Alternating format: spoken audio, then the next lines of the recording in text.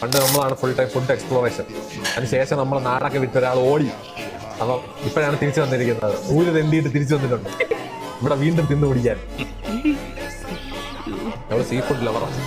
എവിടെയൊക്കെ sea food ഇട്ട് അവിടെയൊക്കെ കാണാം. എന്താടാ കളിക്കാ സനി ഇല്ലാത്ത പോലെ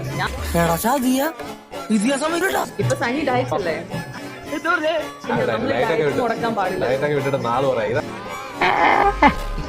അത് കുഴപ്പമില്ല ഗൈസ്, നമ്മുടെ പാസ്ത അല്ലേ ഗൈസ്, നമ്മുടെ ഫുഡ് വന്നിരിക്കുകയാണ്.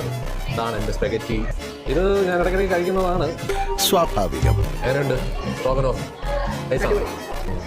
ഫ്ലേവർ ഉണ്ട്, സൂപ്പർ. ഭയങ്കര പൈസക്കാരാണോ? പൈസ എന്താ ഭയങ്കര റിച്ചാണ്, പൈസ ഒരുപാട്. സോറി, കാർത്തിയുടെ കൂടെ നടന്നത് ഞാനും അതുപോലെ. മറ്റേ ചളിയൊക്കെ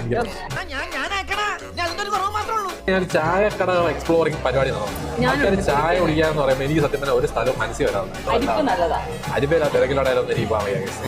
അനങ്ങണ്ട, അവിടെ തന്നെ ഇരുന്നു.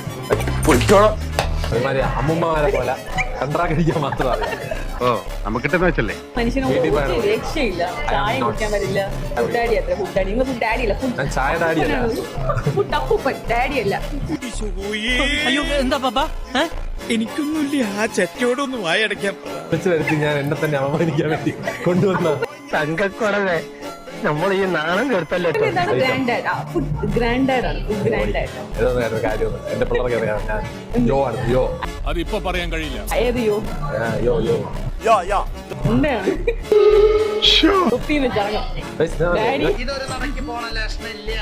ഇതൊക്കെ കട്ടാണ്.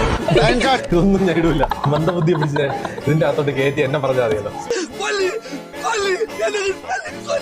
ചായ കൂടെ വാങ്ങിച്ചു കൊടുത്തിട്ട് വീട്ടിൽ കൊണ്ടുപോട്ടെ. നമ്മൾ ഒരു വരവൂടെ വരേണ്ടി വരും.